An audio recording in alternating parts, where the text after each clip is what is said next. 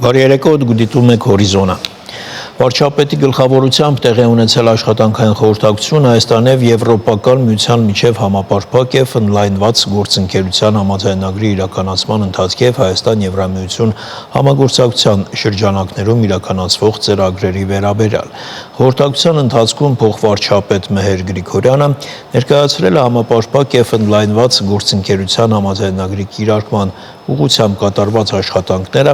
արձանագրված առաջընթացը, ինչպես նաև մի շարք ոլորտներում իրականացվող բարեփոխումների ընթացքը քննարկվել են համաձայնագրի իրագործման հաստատված ժամանակացույցին վերաբերող հարցեր։ Վարչապետը հանձնարարականներ է տվել գերատեսչություններին ուղղված համաձայնագրով նախատեսված պարտավորությունների և ծրագրերի հետևողական կատարմանը, թափանցիկության ապահովմանը, ինչպես նաև առաջընթացի և արդյունքների հանրային ներկայացման բարելավմանը։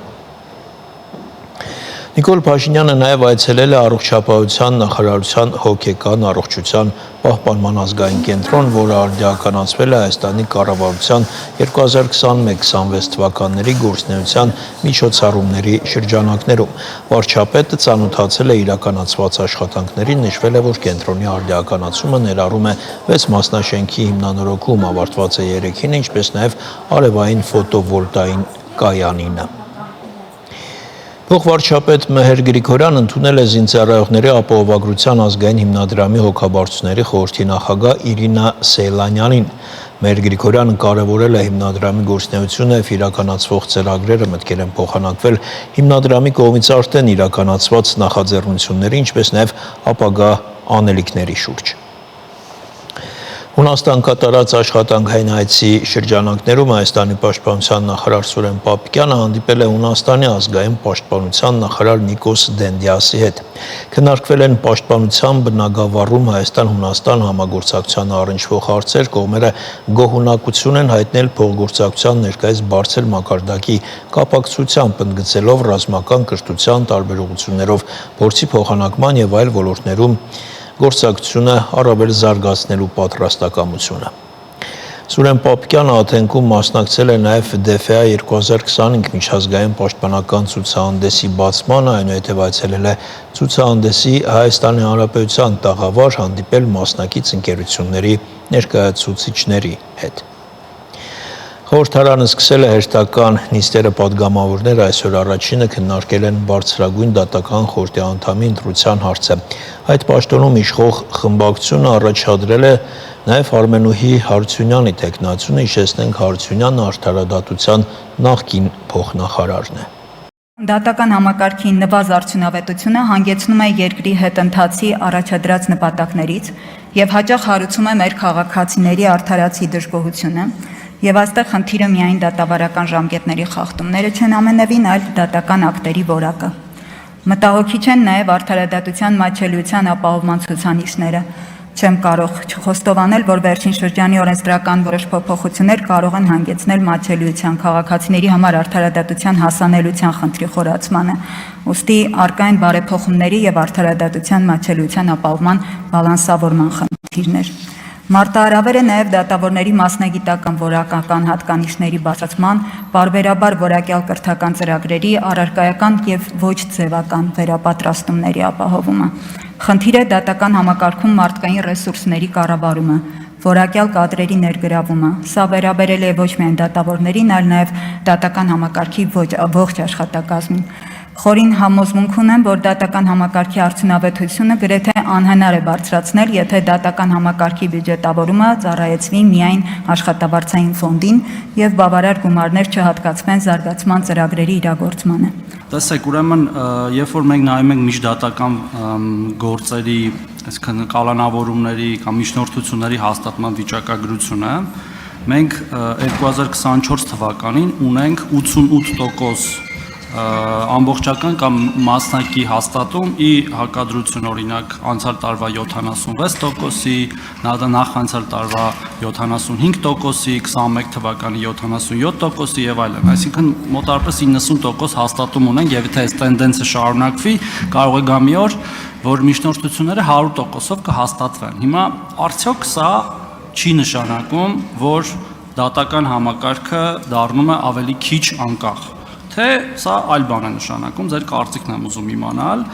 Իդեպ մոտավորապես նույն վիճակագրությունն է նաև տնային կալանքների միջնորդությունների դեպքում 23 թվականին եղել է 76% բավարարումները եւ 24 թվականին 88% կրկին բավարարումները, որտեղ տարատեսակ մեկնաբանություններ կան ընդհանուր միջև որ սա վկայում է, որ միայն հիմնավոր գործերն են գնում դատարան եւ հետեւաբար դատարանները թիվը ավելացնում են, այսինքն միջնորդությունների տոկոսը, հաստատման տոկոսը ավելանում է, ձեր կարծիքն եմ ուզում իմանալ, որտեղ դատական անկախ համակարգը ոչ միայն այնպես պարզապես արդարադատության կարևորագույն կոմպոնենտներից, այլ նաև ընդհանուր մինչև երկրի տնտեսական զարգացման կարևորագույն կոմպոնենտներից, որտեղ ներդրողները, եթե չիմանան, որ կա անկախ դատական համակարգ, ներդրում չեն անի մեր երկրում։ Իրականում շատ կուզեի ձեր բարձրաձայնած թվերից հետևության հանգել, որ գուցե եւ արդարադատության համակարգի մյուս մարմինների, քանի որ համակարգը միայն դատարանները չեն, այլ նաեւ քննչական մարմիններն են, ոստիկանությունն է եւ մնացած այն մարմինները, ովքեր իրավասություն ունեն որոշակիորեն գործունեություն իրականացնելու ոլորտում, այս առնչությամբ ներկայացված միջնորդությունների որակի բարձրացման գուցե հետ նաեւ առնչություն ունենա, բայց միանշանակ իհարկե անհրաժեշտություն կա հասկանալու արդյոք դա անկախության հետ որևէ առնչություն ունեցող թվային ցուցանիշ է, թե իսկապես որակական առումով այնքան են բարձրացել միջնորդությունների,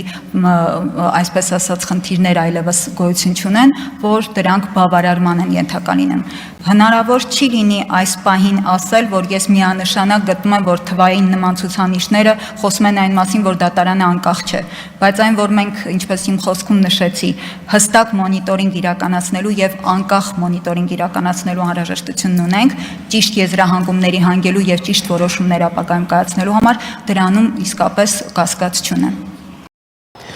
Ադրբեջանը շարունակում է պղծել Ստեփանակերտի եղբայրական գերեզմանոց, Արցախի մշակութային ժառանգության մշտադիտարկում իրականացնող Monument Watch-ը հայտնում է, որ 2025 թվականի ապրիլի 21-ին տարածվել է տեսանյութ, որտեղ կարելի է տեսնել, որ ադրբեջանցիները կրկին պղծել են օկուպացված Ստեփանակերտի հուշահամալիրի շիրմաքարերը, միտումնավոր կերպով փորագրել, ջնջել են որոշ տապանաքարերի վրա պատկերված ազատամարտիկների դեմքերը։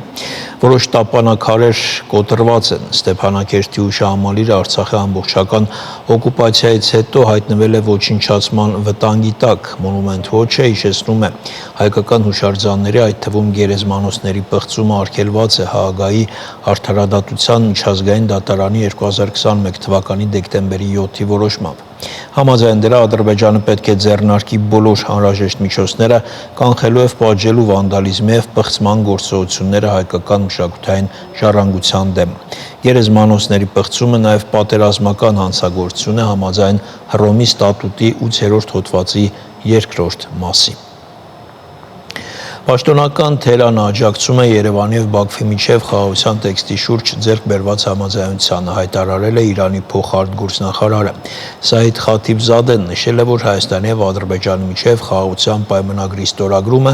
կարող է իրականացվել Իրանի եւ Ադրբեջանի նախագահների նախաձեռնությամբ։ Կարծում եմ, որ այս հարցը կարտացոլվի նաեւ երկու կողմերի միջև ամենօրյա շփումներում, նշել է նա։ Կենտրոնական բանկի խորհուրդ այսօրվա նիստում որոշել է անփոփոխ թողնել վերաֆինանսավորման տոկոսադրույքը սահմանելով 6.75%։ 2025 թվականի առաջին եռամսյակում 12 ամսյա գնաճը արագացել է մարտին կազմելով 3.3%։ 12 ամսյա բնականոն գնաճ եւս որոշակի ավելացել է, դեռևս պահպանվելով թիրախից ցածր։ Այս մասին խորհրդի նիստից հետո մամուլի ասուլիսում ասել է Կենտրոնական բանկի նախագահը, որից հետո պատասխանել է լրագրողների հարցերին։ Պարոն Նուրբեկյանը ապրիլի 14-ին ազգային ժողովում ասաց, որ Հայաստանի կենտրոնական բանկը քննարկում է որոշ նույնականացման պահանջների խստացման հարցը, մասնավորապես առցանց վարկերի համար, բանկային խարդախության դեմ պայքարի համատեքստում։ Ինչ փուլում են քննարկումները։ Քննարկումները շարունակվում են մեր կողմից հանձնառությամբ ու մենք ենք ոնց որ բանկերին ուղղորդել ու հորդորել գտնել լուծման ճանապարհ ու այս պայդրությամբ լուծման ճանապարհը այնա որ այս պահին սառեցվում են բոլոր վարկային պարտավորությունները որոնք ձևավորվել են այդ տիպի кейսերի համար։ Վերջի շրջանում սկսվել է խոսվել նրա մասին ուկրաինական հակամարտության կարգավորման կամ չկարգավորման համատեքստում Ամերիկայի կողմից Ռուսաստանի նկատմամբ հնարավոր երկրորդական սանկցիաների կիրառման հավանականությունը, այսինքն դա այն երկրների նկատմամբ են սանկցիաներ կիրառվելու, որոնք ունեն Ռուսաստանի հետ առևտուր զգայուն ոլորտներում։ Ես որքան հասկանում եմ, խոսքը Ամերիկայի հետ այդ երկրների առևտրի մասին է։ Մենք հիմա ունենք Հայաստանի հետ կապված նաև որոշակի մաքսատուրքերի բարձրացում, բայց եթե պատկերացնենք այդ ամենը վատ սցենարը, եթե դա տեղի ունենա, Հայաստանը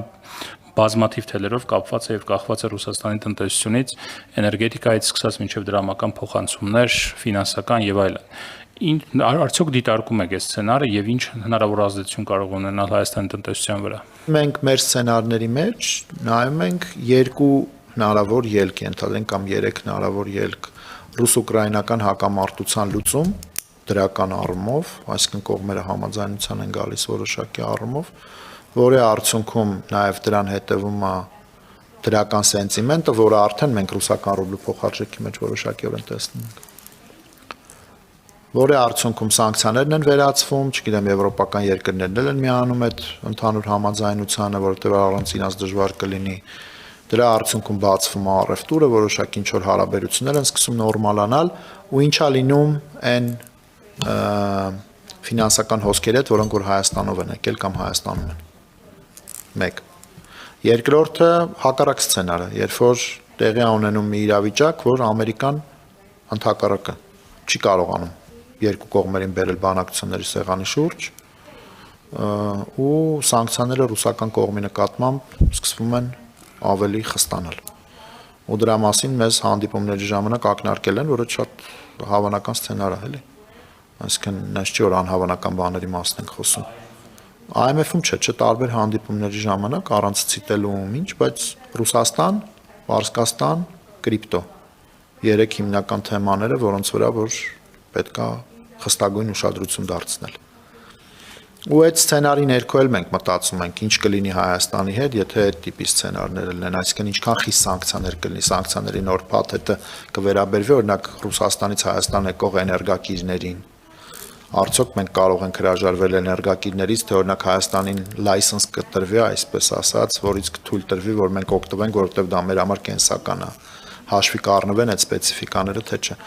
Ու դրա համար մեր քննարկումների հենց առանցքային բաներից մեկը այդ տիպի սցենարները եւս ընդգրկելն է մեր ընդհանուր մտածողության շրջանակի մեջ։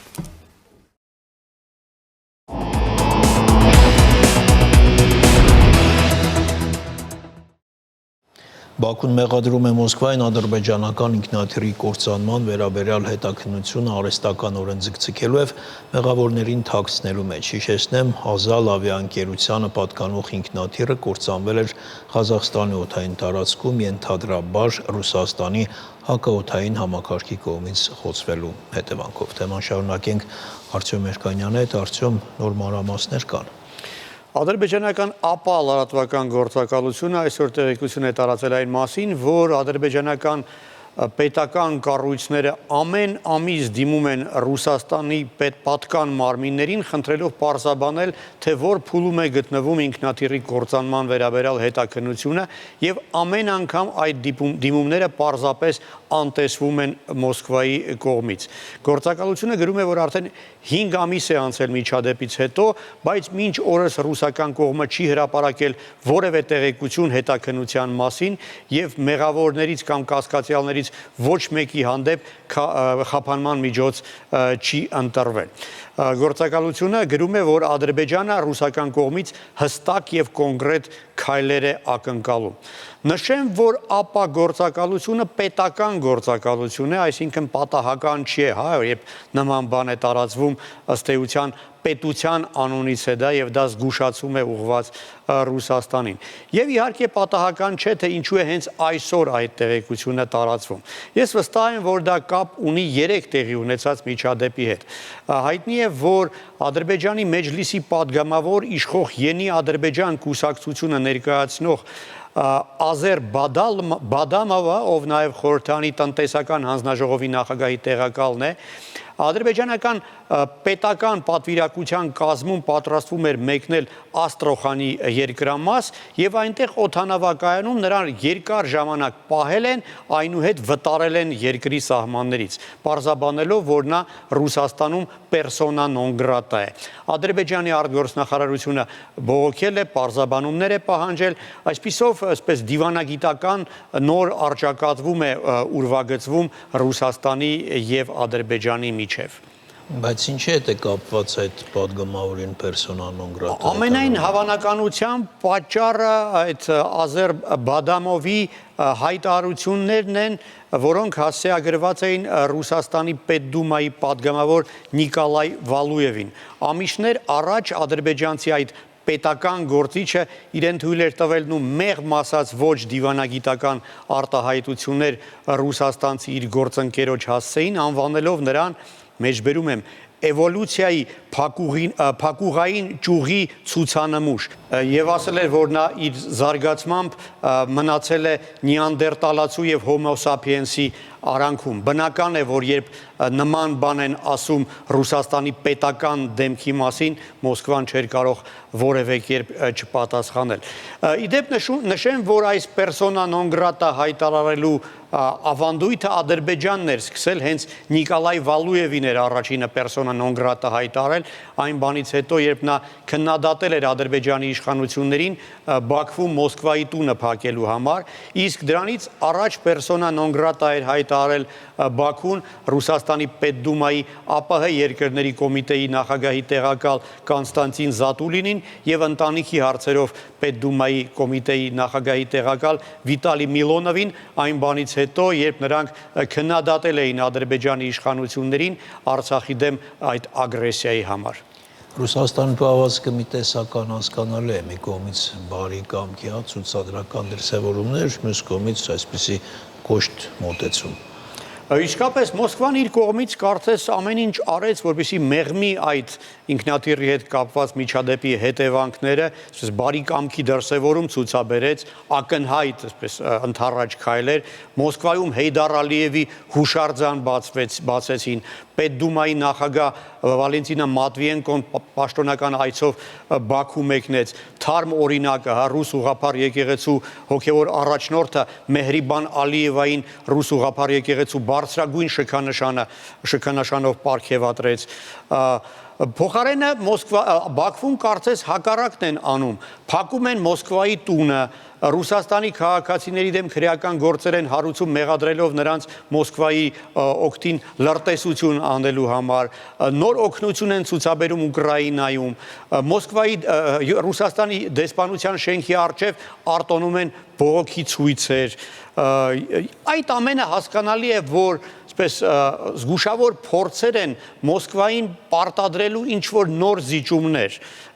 այդ թվում նաև Հայաստանին վերաբերող հարցերում եւ նույն այս համատեքստում է կարծում եմ պետք դիտարկել նաև այդ կործանված ինքնաթիռի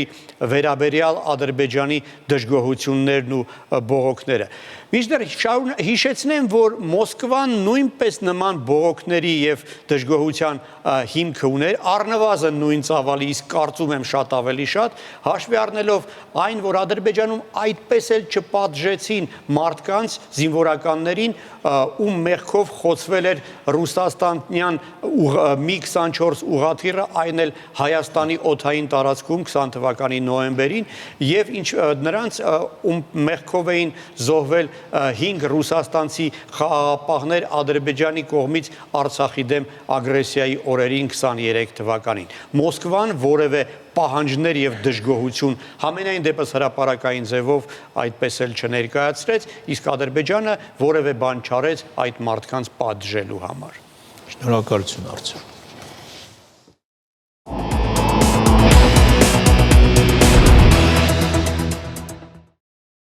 Հորիզոնի այս թողարկումը ավարտվեց, կարճ դադարից հետո եթերը կշարունակի հեռանկարը։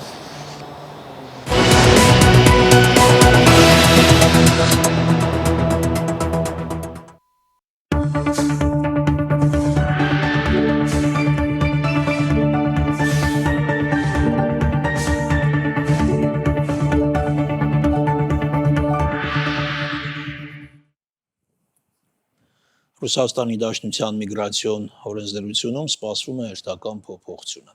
Հունիսի 30-ից ոչ վիզային ռեժիմի քաղաքացիները Ռուսաստանի Դաշնություն մեկնելիս պետք է անցնեն գրանցման ընթացակարգ միասնական նույնականացման եւ վավերացման համակարգում, օգտագործելով միասնական պորտալի բջջային հավելվածը։ Եվ դա լինելու է ոչ ուշ, քան Ռուսաստանի Դաշնություն մուտքից 72 ժամ առաջ, իսկ արտակարգ դեպքերում ոչ ուշ, քան 4 ժամ առաջ։ Ռուսաստանի Դաշնության միգրացիոն օրենսդրությունում սպասվող այս եւ մյուս փոփոխությունների նա վերջին շրջանում արդեն կիրառման մեջ դրված կարգավորումների մասին կզրուցենք Հայկական Կարիտաս կազմակերպության միգրացիոն ծրագրի փորձագետ Տաթևիկ Բեժանյանի հետ։ Բարև ձեզ, Տիկին Բեժանյան։ Շնորհակալ ենք մեր հրավերն ընդունելու համար։ Սկզբում նախ այդ նոր սպասվող փոփոխությունից խոսենք, որը լինելու է հունիսի 30-ին, ինչի մասին է այն։ Իրականում սա պիլոտային ծրագիր է, որը երկու մասից է բաղկացած։ Առաջին փուլը սկսվել է դեռևս 2024 թվականի դեկտեմբերի 1-ին եւ տևելու է մինչեւ հունիսի 30։ Այն հատվածը, որը դուք ներկայացրեցիք, սկսվելու է հունիսի 30-ից 25 թվականի, ակնկալվում է մինչեւ 26 թվականի հունիսի 30-ը։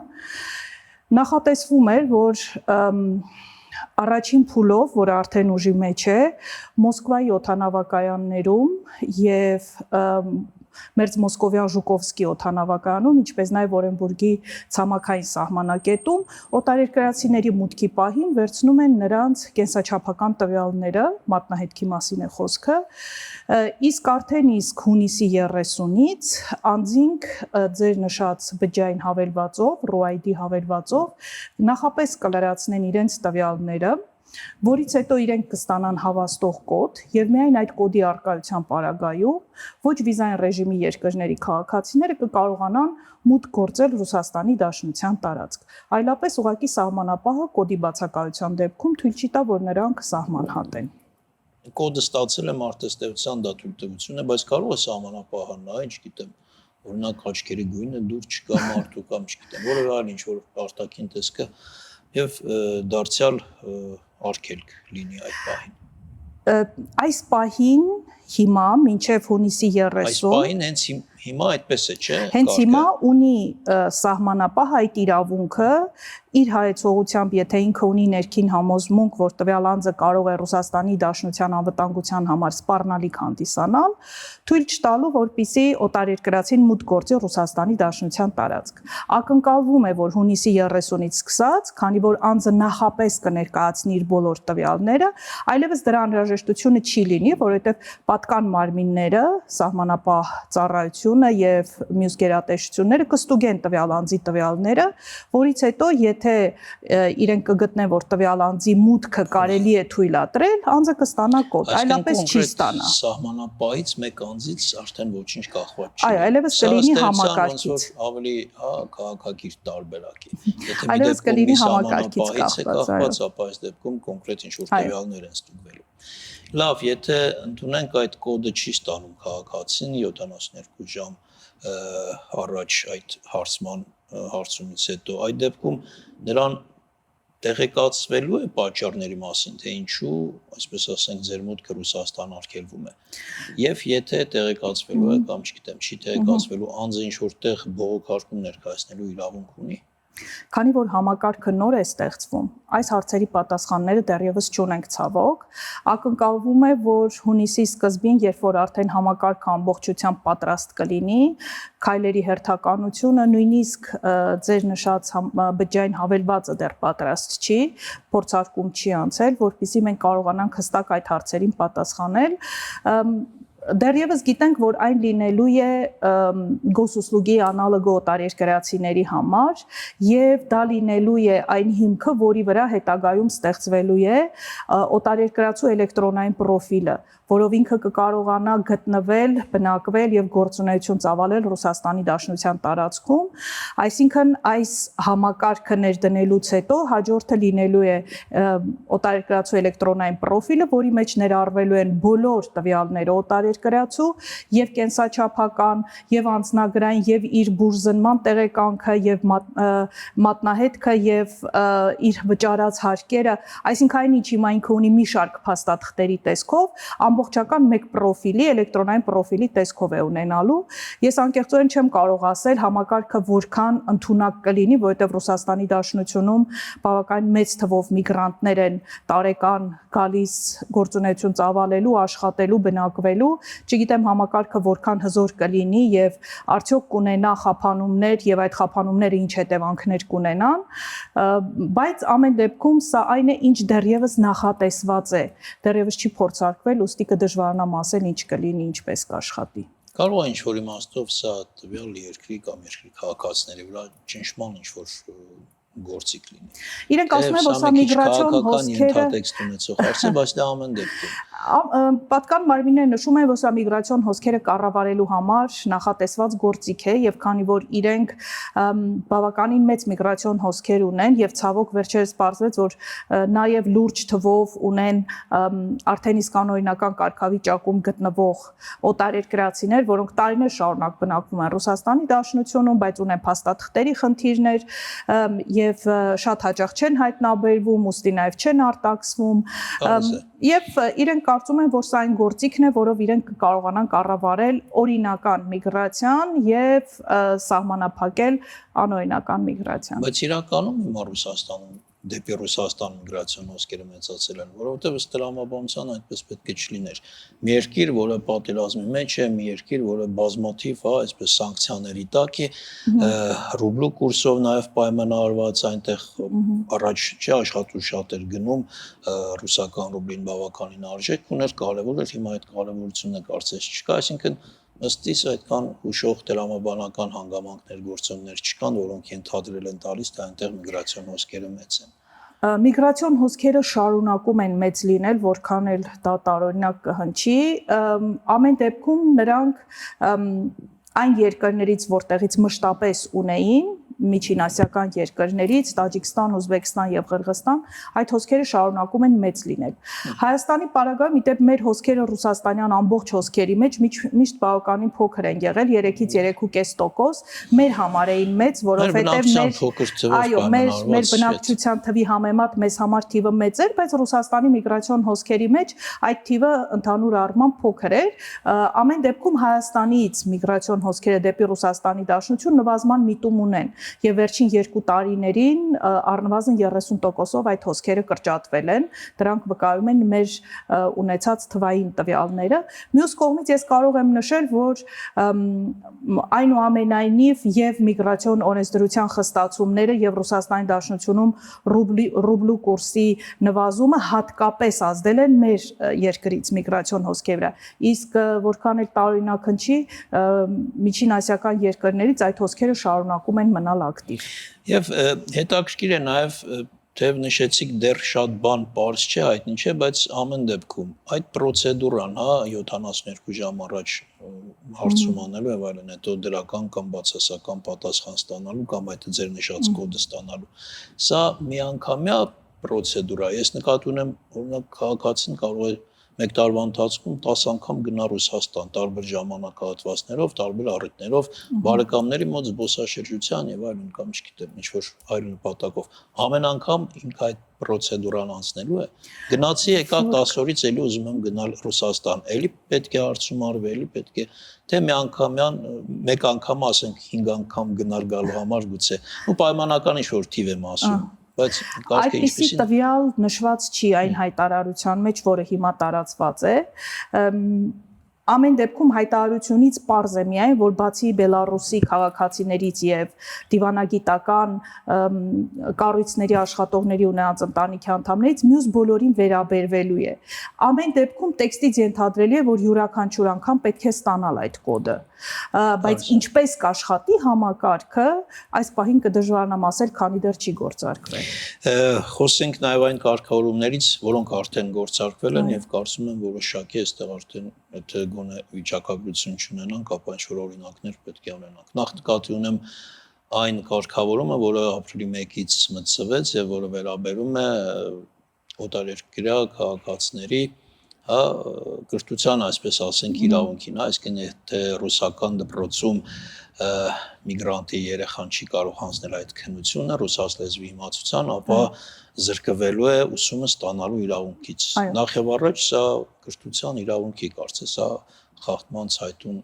դեպք է, մյուս կողմից պայմանավորված է Ռուսաստանի միգրացիոն օրենսդրությամբ։ Մի ամսից ավելի գործում է այս կարգը, ինչ որ թվեր տվյալներ կան օրինակ հայ երեխաներ ազգությամբ հայ, Ռուսաստանում քաղաքացիություն չունեցող, որոնք տուժել են այս գործոնի պատճառով։ Այո,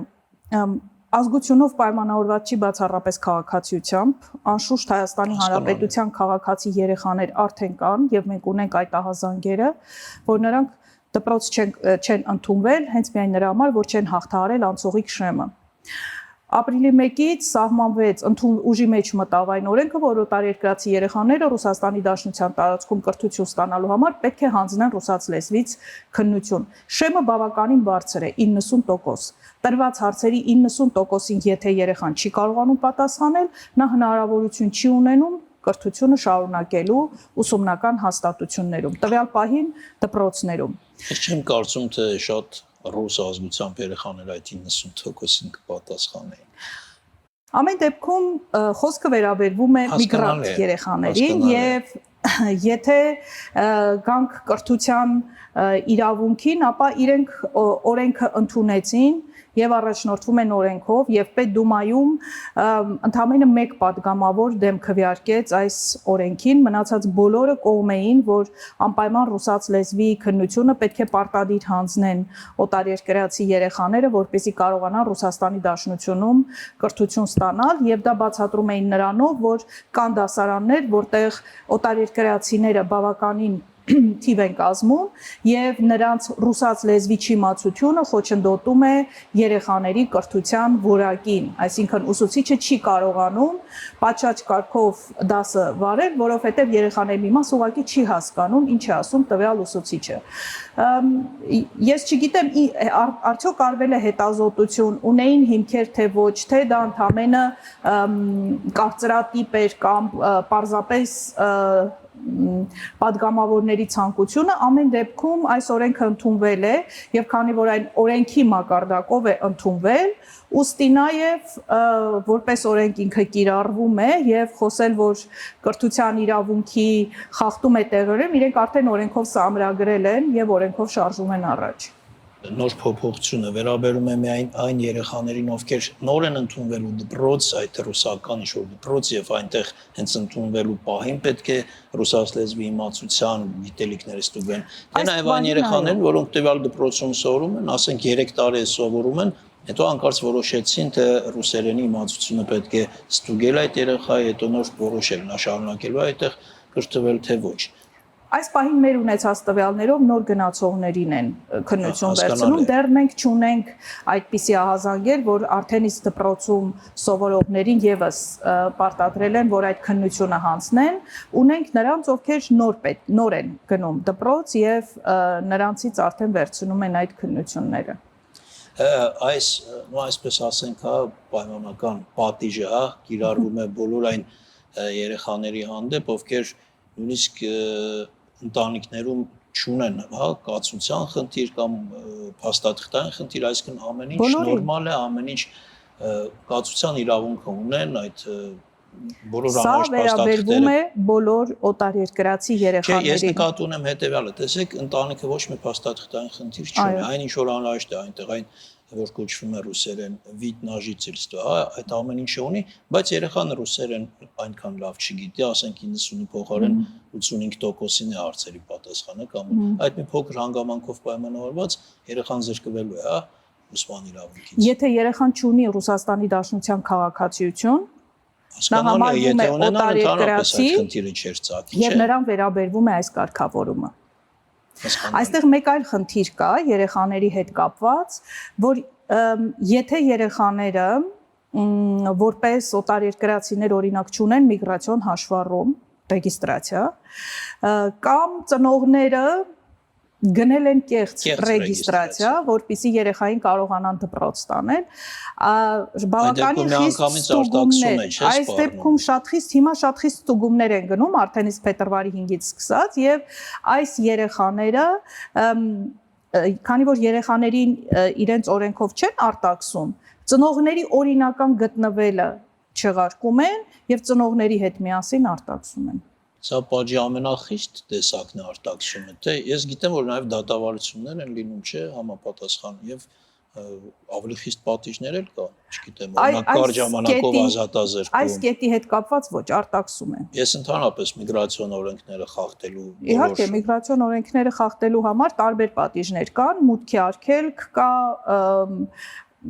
լավագույնը, որ կարող են ունենալ մեր քաղաքացիները, արտաքսումն է, ոչ թե միգրացիոն բանտում սպասելը, թե ինչպես կվճռվի իրենց ճակատագիրը։ Մյուս խնդրահարույց այդ փոփոխությունը կացության իրավունք ունեցող այն մարդիկ, ովքեր վարորդական իրավունք ունեն իրենց երկրի, կարող են, չէ, այն ժամանակ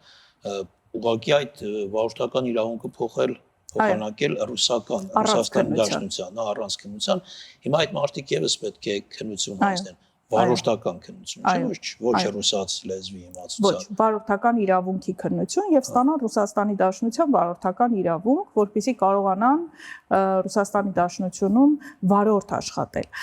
Գիտեք, սա վերաբերվում է ոչ թե անձնական մեքենան, անձնական կարիքների համար վարելուն, այլ վարորդ աշխատելուն, որովհետեւ Ռուսաստանի Դաշնությունում բոլոր օտարերկրացիները, այդ թվում Հայաստանի Հանրապետության քաղաքացիները, կարող են վարորդ աշխատել բացառապես այն դեպքում, եթե իրենք ունեն Ռուսաստանի Դաշնության վարորդական իրավունք։ Դա վերաբերում է եւ մարդատար եւ բեռնատար ավտոմեքենաներին։ Եվ նախկինում ժամանակավոր բնակության իրավունք եւ կացության կարգավիճակ, այսինքն ՌՎՊ եւ վիդ նա ժիծեստվա ունեցողներին թույլատրված էր, որպիսի իրենք առանց քննության փոխեն իրենց ազգային վարորդական իրավունքը, որը իրենք ստացել են վերջին 3 տարվա ընթացքում, ոչ ավելի վաղ, վերջին 3 տարվա ընթացքում կարողանան փոխանակել։ Հիմա պետք է հիմա պետք է վարորդական վկայակացնանու համար քննություն տալ։ Այդ հարցով չունենք դիմողներ, այլ հարցերով ունենք, այդ հարցով չունենք դիմողներ։ Եվ վերջում Տիկին Բեժանյան, Միացյալ Նահանգների եւս այսպես խիստ միգրացիոն քաղաքականություն է վարում նաեւ հատկապես նոր վարչակազմի օրոք այս մասով կան ինչ-որ փոփոխություններ, որոնք ուղղակի ազդում են մեր քաղաքացիների վրա, նրանց ովքեր Միացյալ Նահանգների հետ կապ ունեն, այսպես ասած գնալ-գալ ունեն եւ հավակնություններ ունեն կյանքը այնտեղ շարունակելու, այս մասով կան ինչ-որ դիտարկումներ, նորություններ, նկատառումներ։ Ամեն դեպքում պետք է հաշվի առնել, որ որևէ պարագայում, որևէ օտար երկիր չի կարելի գնալ անօրինական ճանապարհով։ Եվ գտնվել այդ երկրում նույնպես ցանկալի չի, որ լինի անօրինական, որովհետև ինչպես տեսանք, բոլոր երկրները պայքարում են իրենց երկրներում անօրինական միգրացիայի դեմ։ Ուզում եք գալ բնակվել, խնդրեմ, օրինական ճանապարհներ կան, օրինական ճանապարհով եկեք եւ բնակվեք։ Ես մյուս կողմից ուզում եմ նաեւ Հայաստանին դիտարկել։ Մեզ համար էլի բնականաբար ցանկալի չէ, որ Հայաստանի Հանրապետությունում լինեն անօրինական միգրանտներ, որովհետև դա բերում է սևով աշխատանքի առանց հարկերի վճարման, բերում է շահագործման հնարավորության, հանցավորության բարձրացման, այնպես որ ինչպես Հայաստանը, այնպես էլ մյուս երկրները ցանկանում են, որ իրենց երկրներում լինեն օրինական միգրացիոն հոսքեր, կառավարելի միգրացիոն հոսքեր եւ լինի կանոնավոր միգրանտների գտնվել տվյալ երկրներում։ Եվ եթե տվյալ կա ամենավերջում Ռուսաստանի Դաշնությունից, ասենք, 1 տարվա ընթացքում ինչքան Հայաստանի քաղաքացի արտաքսվել։ Արտաքսումների տվյալ չունեմ այս պահին, բայց մուտքի արգելք ունեցողների թիվը գերազանցում է 16000-ը այս պահի դրությամբ եւ մոտ 30000-ի կարգի գտնվում են վերահսկվող անձանց ռեեստրում, դա նշանակում է ունեն որևէ խախտում, բայց քանի որ ժամկետը երկարացվեց մինչեւ սեպտեմբերի 10, դեռևս կարող են օրինականացնել իրենց գտնվելը Ռուսաստանի Դաշնությունում։ Շնորհակալություն։ Այսքան արգիլ հեռուստատուներ, մեր հյուրն էր Տաթևիկ Բեժանյանը։